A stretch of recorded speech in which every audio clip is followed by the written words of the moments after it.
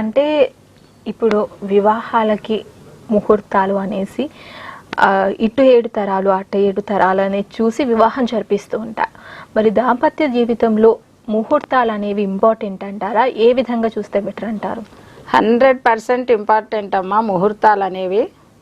మనము ఒక పెళ్ళికి కొంతమంది లక్షల్లో ఖర్చు పెడతారు, కొంతమంది వేలల్లో కోట్లల్లో కూడా ఖర్చు పెడుతున్నారు. మనము ఎన్నో ఏళ్ళు అమ్మాయి అబ్బాయి వధువరులు ఇద్దరివి జాతకాలు చూసి మనము జాతకాలు కుదరకపోతే ఇప్పుడు ఈ మధ్యన అసలు పెళ్ళిళ్ళే చేయట్లేదు, ప్రతిదీ జాతకం చూసే చేస్తారు. ముహూర్తం టైం ఎందుకు నిర్ణయిస్తున్నారు మన పెద్దలు? ముహూర్త సమయానికి కనీసం జీలకర్ర బెల్లమైనా మనం వధువరుల చేత పెట్టించాలి.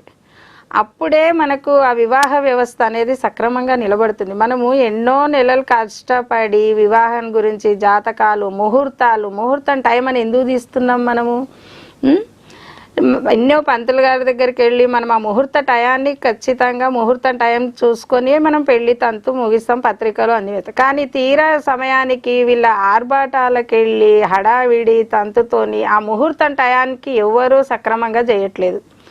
అందువల్ల ఈ వివాహ వ్యవస్థ అనేది ఇబ్బంది పాలవుతున్నారు పిల్లలు.